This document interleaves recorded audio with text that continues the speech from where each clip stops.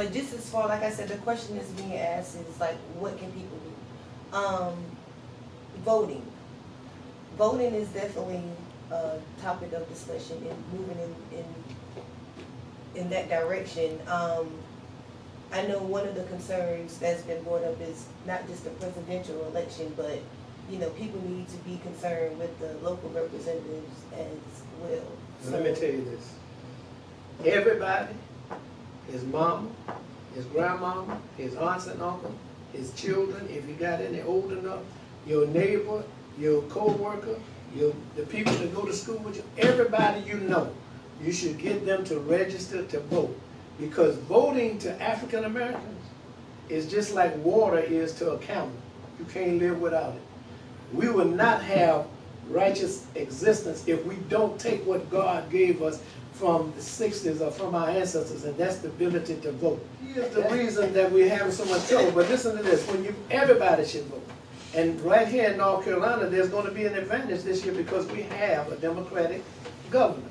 And because we have a Democratic governor, we don't have to worry about having a lot of pushback on voter oppression, or voter suppression.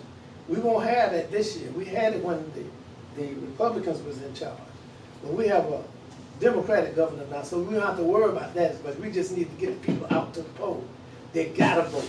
I mean, vote everybody drag them to the polls if you can. That's number one. We gotta get everybody registered and everybody to vote. Everybody got to vote. If you're old enough to vote, if you turn 18 by October the 5th, you're supposed to vote. As long as you vote, you turn 18 25 days before the election, you can vote. If you turn 18 by October the 5th or the 10th or whatever, you can vote. Just go ahead and register. Along with that is we trying to get everybody in the state, in the country, in the world to go ahead right now and order and apply for your absentee ballot. Because the state of North Carolina is a state where you can get an absentee ballot without an excuse. In other states, you have to give an excuse from a doctor later. You don't need to do that in the state of North Carolina. All you have to do is apply for an absentee ballot. You get one person, you sign it, you're the only person got to sign it, or you can get a notary to sign it. Because before it had to have two people, now it only has to have one. And we need to do that in the next 2 or 3 weeks, or they're going to try to change that. Not the state, but the federal government. You see him working on that. He's doing that. So we're trying to get everybody that can to go ahead and apply for your absentee ballot right now. Apply for it now so you can get it. Because it's going to take the states months to get prepared to take in all of those absentee ballots. Then we're asking everybody, if you're old enough to vote, go and join your precinct. Everybody's in a precinct. No matter where you live, wherever you vote, that's your precinct. Call downtown, ask them what is the number to your precinct. That's, now I ain't talking about the number where you go vote. I'm talking about the number where you can call the headquarters. And ask them, can you work the polls during the election? You want to work inside. And we want you to work inside because we want you to see exactly what's going on. And let them know not only do you want to work during the poll, you want to work during the counting. Right. Because they count after the election, remember that. You want to be there, and you definitely want to be in the counting on the absentee ballots because they don't count them till 10 days after the election. You see what I'm saying? Oh yeah, they have to make sure they got them all in, everything's checked out, blah, blah, blah. So you want to be a part of that. And the reason why I know that's more important than the other one is because I was on the county. And the law says that your ballot has to be in and has to be stamped by the post office by a certain deadline. One of the things I saw is that these white people who was counting the ballots, it's all right to count a ballot if it's a bad date, all right? But they were looking at the stamps, and that's what they go by because they have to be stamped. Well, sometimes, not the actual stamp, but the postal stamp that said it's been stamped on this day, which is the deadline. But sometimes if you look at your mail, they stamp it, it's smudged. You can't tell what the date is. You can't tell what it is. Instead of giving the voter the benefit of the doubt, which you should, they would throw them in the trash. That's wrong. So we need people there to watch them, to make sure that they don't throw away what could be a really good ballot. That's number 1, 2, and 3. We got to make sure we got people at the polls, people voting, and people working the polls. But then we need extra men and women to be at the polls. Because as I was told you about the people that they're hanging, they also, white supremacists, they also said they're going to attack the polls and try to keep people from voting. So we need as many young men or tough men and women to be the polls, to be poll watchers, to make sure nobody comes up there to disturb the voting. And when I was in Charlotte just a few years ago, we had to have a whole lot of men at the polls because they take away the vote to keep some of us from voting. You will have a war right there at the poll. So we're trying to get people to do that. But then we, in your church, where you go to church, in your church, we're trying to get the pastors and the churches to get involved in making sure that their members get registered, their members go to the poll, and members of the church get involved in working at the polls and being available on those days. We need everybody we can. And I will say, you need to vet these candidates. You know, it speaks volumes to say, let's go vote. Who you voted for? We know, I saw it, and I've tried my best not to be a part of that, where you only show up to the churches or the communities when it's time to vote. You only want to be connected to the people when you're trying to get their vote. And then for three years and 11 months, they don't see you, you know, until it's time to vote again. And so, you know, I've done my best to be still as grounded as I can be. You know, prior to coronavirus, I would just pop up in the church. And I wasn't just popping up to get recognition for being there.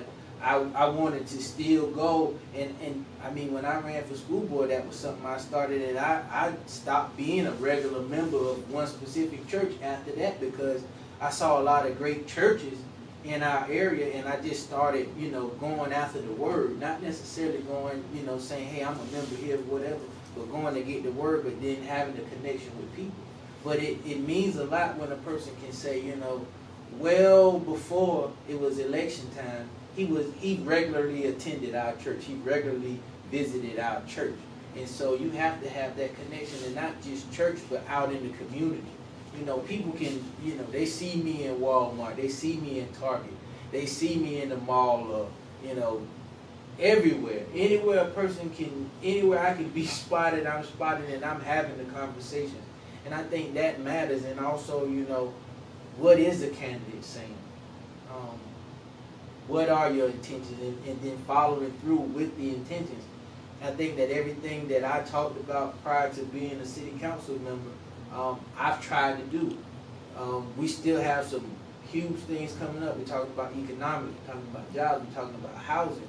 But you look at how I voted and the stance and the things that I'm still talking about on social media and any time that I have a platform to talk about things. I think that's what makes the difference. We see a candidate and we see a name. A lot of it is name recognition. And for some people, they look at it. I think to see me be elected, a lot of people thought that it was easy. Oh, okay, well, he's a local guy that he can just come through and be elected, and if he can do it, anybody can. And I don't think that's true. I put in a lot of work. I am a hometown person. I was like wildly popular before being a city councilman, but now that's, you know, that number has increased exponentially because it's like everybody knows who I am and everybody is seeing what I'm saying and they're going to be a part of that. And I think, you know, if your stance to your voters, potential voters, or even to people that you're going to make angry, because I've done that in the last few days where we voted to take the statues down. So there's some people upset about that. And I can't apologize for that because that's not the Wilmington that I want to see. The Wilmington that I want to see does not have racist statues in the middle of the street. And so, you know, but I can still have the conversation with those people. And if I lose a few votes because of that, so be it. I still want to be able to stand on what I stand on, what's my foundation, and I can still hold my head high as I walk around town. So I think that's what we need to look at from a person, not a person telling us the things that we want to hear, and then they get in office and they shrink. Yeah. Kind of piggybacking off that a little bit, a lot of individuals who have just been, you know, focused on presidential elections and not local, what would be the best way for them to find out about the local representatives? Well, the North Carolina is called Democracy North Carolina, and a few other organizations called, y'all know I'm getting older. But Democracy North Carolina, the NAACP, they will be putting out information. They put out pre-election ballots, as well as they put out information about all the candidates in the state and let you know what their positions are. And that's very important when you start putting those out. And we should be looking for that. We should be, wherever we live, you should try to contact our local NAACP. Really, you should be contacting your local church, because North Carolina, Democracy North Carolina, and the NAACP and Blueprint, that's what they send this information to your churches if they know about your church. And what they do is they send the information and ask the churches to share it with their congregation. And what they're supposed to do, that information tell you, who is Kevin Spirit? Who is this skinny little boy? Is there anything that he can do or will do? You know, they tell you everything that you need to know. Skinny man, Reverend. Well, skinny man. Skinny man. All right, kid. Skinny man. But anyway, that's very important, and that's where the churches can play a more important role, is because they need to receive the information, make sure that the information, your worship service is no more important than making sure that your people can live in this community at home, because they don't live in the building. They live at home, they live on their jobs, they live with their friends. So they got to be in a society that is going to be structured for the way they need to live and be equal and just, and so they can live to the fullest. But they have to know how to develop that society, and the only way they can do that is by putting people in office and, you know, make sure that there's a society, there's a government, there are laws that will help embrace and uplift everybody. So the churches need to take part in making sure that their members know and understand about these organizations and who is out there, and give it to your churches. And they do, a lot of them do. The churches give them to their people. NAACP, we can make sure they do, because we hand them out ourselves, but it's to make sure that the people know. Then the other thing is we have to keep up with what the government is doing.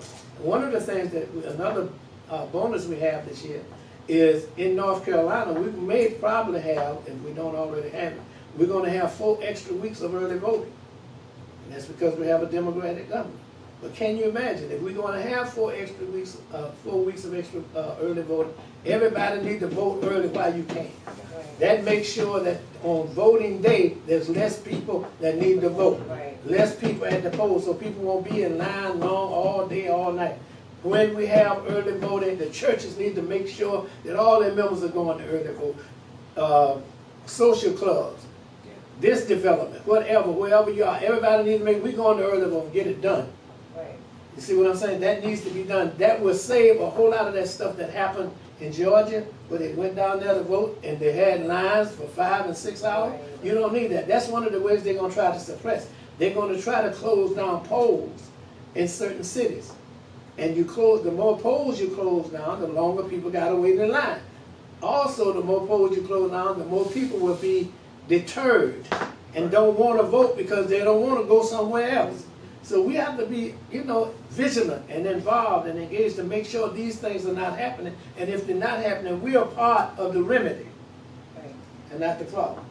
So we got to pay it, we got to carry the news and give it to everybody. We got to let everybody, and we got to go looking. We got to go ask them, what's going on with voting this year? What's going on? Who's going to be doing this? Because if there's ride to the polls, we got to make sure everybody in our neighborhood know how they can get a ride to the polls. You see what I'm saying? If there's people going to be able to come out and take your ballot, you got to know that. And we got to know where all of these things are going on to make sure that they're done properly, they're done expeditiously, and that our people get them done in a very timely manner. So that's good. So, you know, you talk to some individuals, you'll hear people say, well, I don't like any of the candidates, even especially with the presidential, so no vote is a vote. So what do you tell those people who say, I don't like any of the candidates? Well, first of all, they may not like them, but this is why we have to have information about them, because you might not like them, but some are very necessary. Like in this coming up election, we have to make sure that these federal judges these district judges, such as Judge Sherry Beasley, she was just appointed last year. She's got to run this year. Right. She's the head of the district federal court. We need her in there because there's a lot of things that's going to court that's coming from us, from the community, that deals with laws that oppress us. So we need somebody that's going to be there, that's going to have some kind of understanding. So we got to make sure everybody vote all the way down the ticket. Don't just vote for the president. Vote for your state representative. Vote for your state people. Vote for your county people and your city people if you have to, but definitely your county people. So you got to vote for everybody. Don't go to the poll and just say, well, I'm voting for the president. I'm just going to vote. I don't know nobody. Learn. We need to be asking questions. We need to be getting information. Watch TV. Watch the news. Call the NAACP. Call whatever organization is out there. If you know SCLC, call them. Call North Carolina, Democracy in North Carolina. There are a lot of organizations called Black Lives Matter. And if you don't call Black Lives Matter, you can call the North Carolina Black Political Caucus, whoever. But anybody who works in the community, they should know who the people are running. They have a history of the people and know what they've got to offer. And we call those people, whoever you are. There should be nobody in the city that don't know who's running in their community or in their state and doesn't have a little bit of understanding about that person. And if you do, there's somebody you can ask. And we got to be vigilant and start asking. And we also got to be vigilant and start spreading the word. Did you want to add something? No, I mean, I agree. There are a lot of voter registration organizations now. You know, it's grown beyond the traditional organizations. There are organizations coming from everywhere. And I think, you know, we need to be involved. We need to be a part of those organizations, not just in positions of volunteers. We need to be at the heads of these organizations. We need to be entrenched in these organizations. In that way, we dictate what information is given to our people. A lot of times during these elections and election season, our neighborhoods are run down by white folks, saying that they're our allies and who they want us to vote for and why. But when we vote for these people without vetting them on our own or having the discussions amongst ourselves, it still will be in whitewash because we don't know the true agenda. We're taking it from you. You coming down saying, hey, today I'm in Creekwood because I want you to give you some information about this person. Are you registered to vote? It's vital. And hey, we're gonna have a little get together with some chicken and watermelon and sweet tea and potato salad and come on out and get and register to vote. I mean, that's true. We see that. Kojo, you know I'm not lying. Hey, we got it. I'm just talking about Carol. we got a fish fry for you, and we want you to come out and register to vote. People coming out to get that hot fish and potato salad and cool drinks. Right. You know, so okay, I'll jot my name down. I'm still not gonna go back and vote. I still don't know who you want me to vote for. Right. You know, it's for years when my organizations have held something in the community. We stop offering to give away stuff. You're either coming to get the substance or don't come.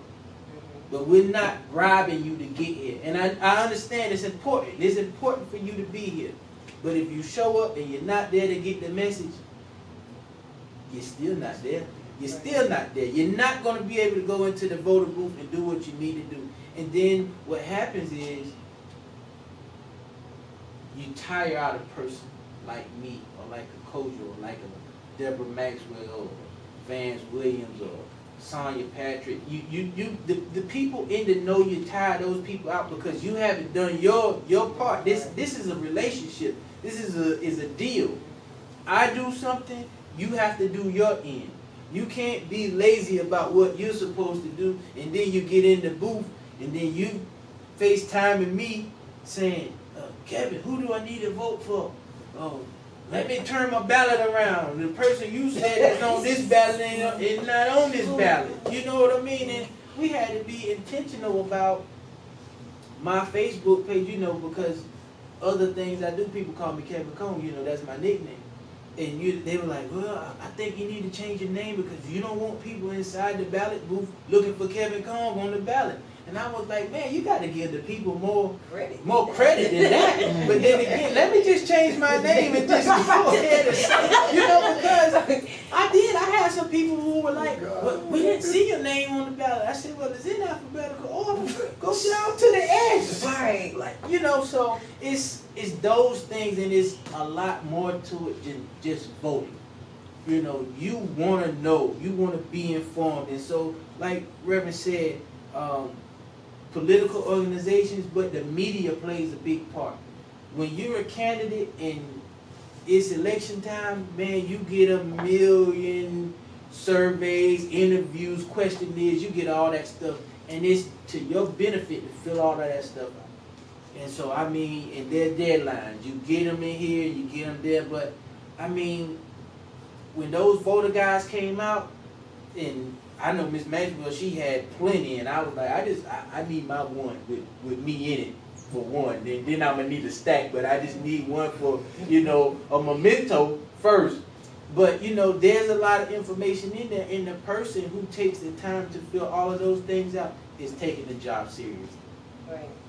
Now, when picking representatives, what questions should someone be asking themselves when trying to choose, especially for the individual who are questioning each candidate? What kind of questions can they answer to kind of see what direction they should be going in? You gotta ask the question that relates to you and your situation. You know, we can't generalize. We are all black in this room, but I'm sure all of us don't have the same particular situations. You know, some of us know how to navigate better than others.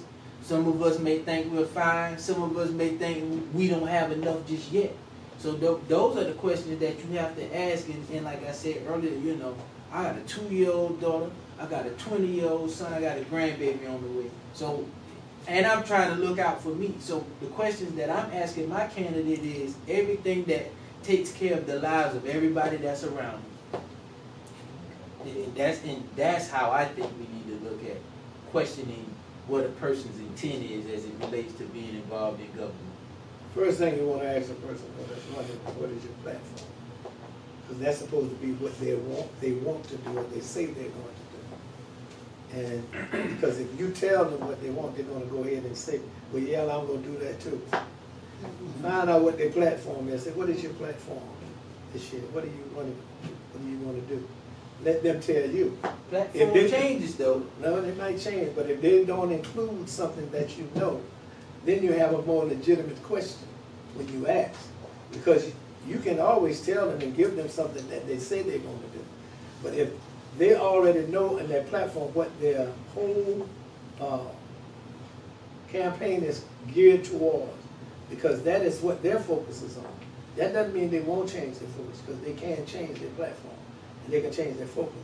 But their main focus is going to be what their platform is about. And if their main focus is not about the things that you're concerned about, then you definitely want to know that. You don't want to just let them know what you want first. And I'm not saying that to contradict him. I'm saying that you want them to be able to tell you without you giving them a hint of what it is you're concerned about. But once you find out what it is that they're going to do, then you can inquire with them why you're not going to be working on this. Are you going to be working on this? And if not, why? Well, I think whatever platform God blesses you with, you have to use it for me. Personally, I use it for the people as a servant. As I said, I use it in terms of my ministry, whatever I can do to help my community, whatever I can do to help people in the community. I think that's what the temple is for. That's why I set up the temple, because I feel that's what the Almighty God has set me apart for. To not only help to direct people to be disciples, but also to help people in their dilemma as a human being, to do whatever is needed. And so you make yourself available. You pray for strength, you pray for wisdom and understanding, but you also reach out and try to find connectivity with various organizations, agencies, and people. You try to make sure you know that somebody in your congregation knows, and then you use your platform. And once you learn all these things so you can help people, you also stay abreast of what is going on in terms of contemporary the news and what's going on in your community. Even though a lot of things you can't do or get involved with, like Kevin says, because you wear yourself out, but you still want to know. And you can use your platform to stand up and fight for people. You don't have to fight for God. I ain't got to fight for God. God got his plan already made. I am a shepherd to try to bring people to discipleship. But I have to use that platform as a minister to fight for justice and equality for all people, to fight for children, to have a better way in school, and to have a better life at home so they can get the food they need and the kind of house they need to live in. To use the platform to just bring about all forms of justice and equality throughout the community, no matter who it applies to. You know, black or white, children in school, single mothers, gay mothers, whoever. When people need help, we should try to avail that if we have the ability or we have the program to do that by touching with other people. So you use your platform. If you have a platform, you're supposed to use it for the uplift of all mankind. Not, you know, most preachers say that their job is to bring people to Christ or to, you know, spread the word of the gospel. But Jesus did more than spread the word of the gospel. He fed people. He healed people. He made people understand that, you know, that you need to help people. You need to feed people. You need to do things more than what you're doing. He was a carpenter, but he did more than just build and make stuff with wood. He did stuff with his wisdom, with his spirit, with his love, his compassion, and with his relationship with God. So we have to be very versatile. Not only do we be versatile, we try to make sure that we are a multifaceted person, because there are many things for you to do once you get in this business. And when I'm talking about business, the business of community, the business of people, there are all kind of things that people are going to need and ask for you to do. You should try as best you can, based upon the way God has prepared you, to do all you can in the way that you can to be of service. And I don't necessarily just mean like your platform. For people who are watching, who are listening, say for example, one of my friends on my timeline is in the medical field. Right. We definitely know there are injustices there. Using that platform as far as like healthcare issues, things like that. So not just necessarily your platform for say, we know what you guys are using your platform for, but what for those who really don't know, like they don't know that they can actually speak out from their platform. Like for instance, like what I'm doing here with PATH. So is there anything that you can give the audience, like, or from their standpoint, from speaking out from their platforms that they may be in? I feel that if God's blessed you to put you in a place where that you are like a conduit, or you receive, understand, and are equipped with the ability to take information, utilize it properly, and then disseminate it to others, you should allow yourself to become of service. At least try to inform those that you can of what you know. And when I say about what you know, a lot of people know stuff and they don't want to share. They don't want to talk. A lot of people see stuff and they don't want to reveal it. If you know there's injustice going on, you need to bring it up. Right. You know what I'm saying? If you know that if you work at the hospital and you know the hospital is discriminating against certain kind of people in a certain kind of way, you need to find an avenue or venue where you can tell somebody. Right. Let somebody know. I don't care if you work at Walmart, some other store. If you know that the company or the corporation is not treating people properly, even if it's just in that store, you need to be able to speak up against that and say that, because whatever you let go is only going to become oppression to another person. It's only going to become a problem to another person or another generation. I was saying what Marcus Garvey said about each generation is endowed with it. How often do we overlook or refuse to do something about something we know that we can change? We can't change the world, but you can try to change what you can. You should never, ever stay silent. And that's whenever you don't do. And that's one of the problems in Wilmington right now with people killing people, because in the country, because brothers and sisters are scared, they don't want to snitch. But every time you know somebody killed somebody and you don't tell nobody, or they hurt somebody, that means you just allow them the ability to go and kill somebody else. Right. Now the blood is on your hand, and I had to preach about that in shop. But the only thing I'm saying is we have a responsibility to society. You can't do nothing for God. You understand? You can't feed him, you can't clothe him, you can't help him if he's sick because he don't get sick. So he made sure that you can help the rest of the world, help people that can't help themselves. And we are supposed to be able to stand up and speak out against those things that are within our purview and in our ability to change. Did you want to add anything to that? Most definitely. A lot of times what I say, people thank me for this, that, and the third or whatever, you know, I say I'm just the vessel. You know, because like Kojo said, there is a message out there. Or you do have some insight to some things that's going to benefit somebody else. I just say when you're attempting to use your platform or you decide to use your platform, be as truthful in that delivery of that information as you can be. We understand that we're in a world right now where people don't do a lot of fact checking, and people will develop their own side of a story or something, you know, they may have not even been there. So I think you have to be intentional in your delivery of whatever the message is. You know, that way someone in, you know, people will, then they confide in you. You know, that's what leads to you being tired, because people trust you. It's a trust thing. And so I think just when you do have a platform or you activate that platform, be as truthful as you can be. I think that's what's wrong with society and a lot of the messages that we get. People want to see you when you do activate that thing. They want to be able to say, okay, they said this today. I saw them doing this. I see them doing this every time I see them. This is an accountable person. It's a real thing, you know. And I think we're not seeing a lot of that, you know, especially with social media. We see so much of this. Somebody said this, and this happened, and that happened. And then, you know, people, they disseminate it without fact checking. And then you're misleading folks. That's key for anybody that's going to decide to deliver a message, any message.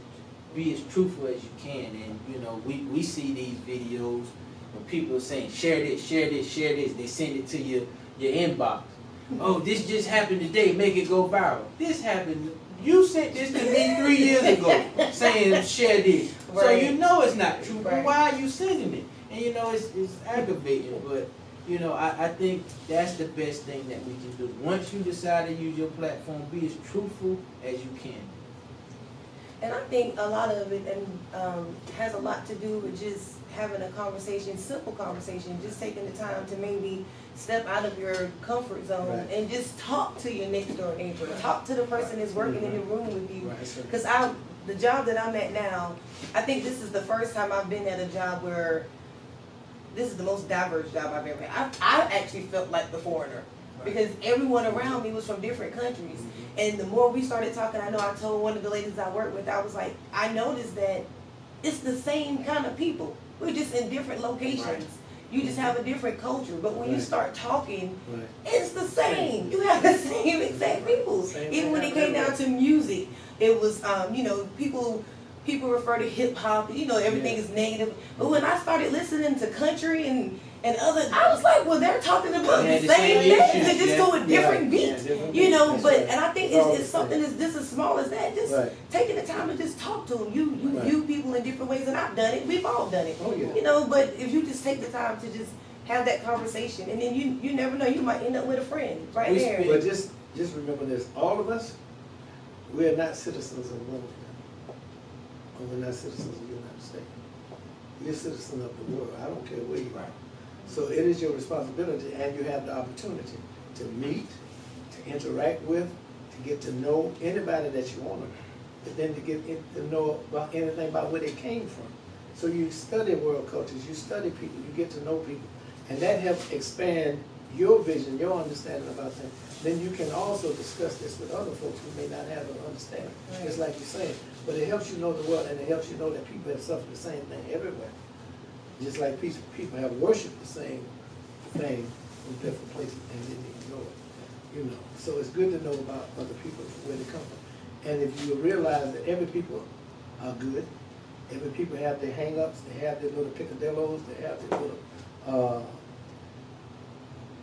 little negative things that they have for different people and stuff like that. They have their little prejudices, that's what I want to say.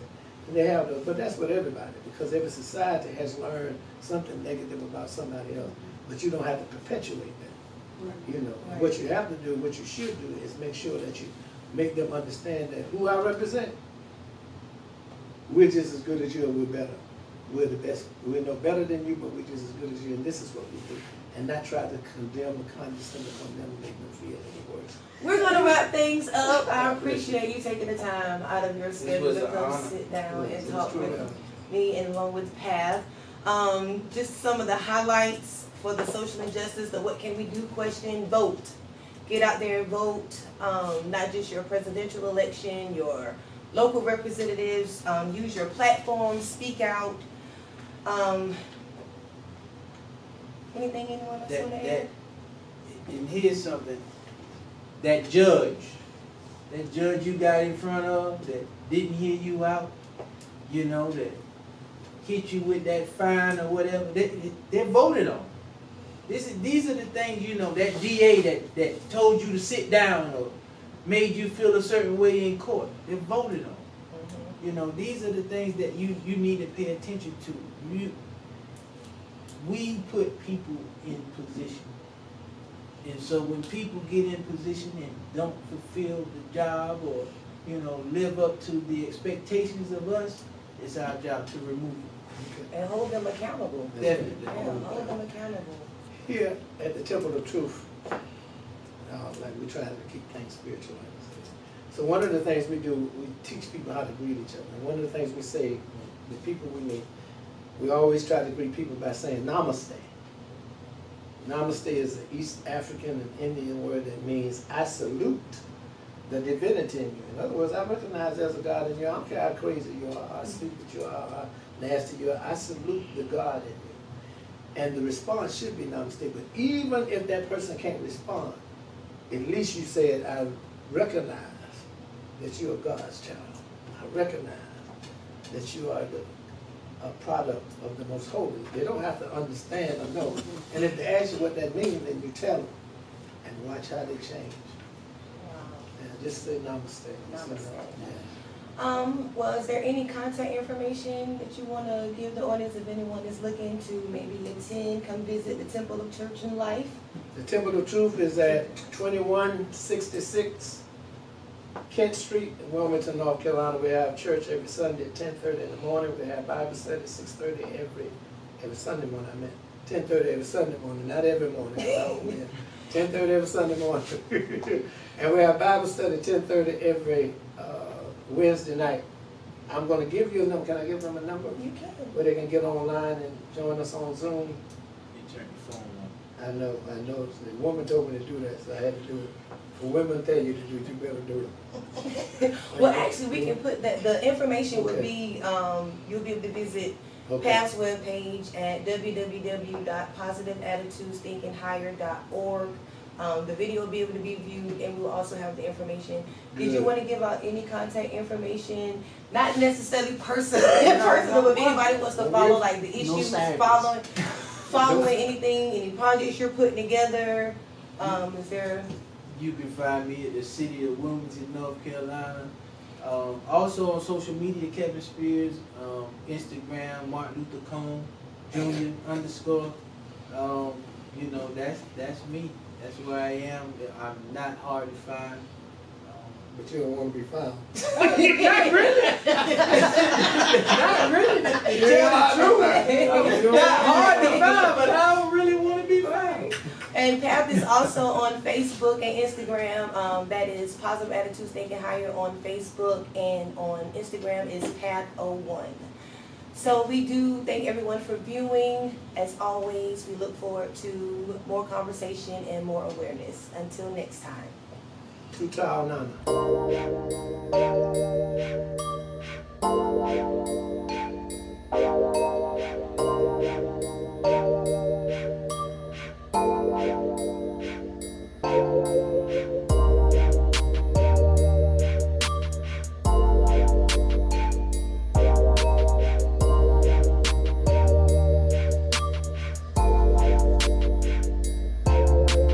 Positive attitudes, thinking higher.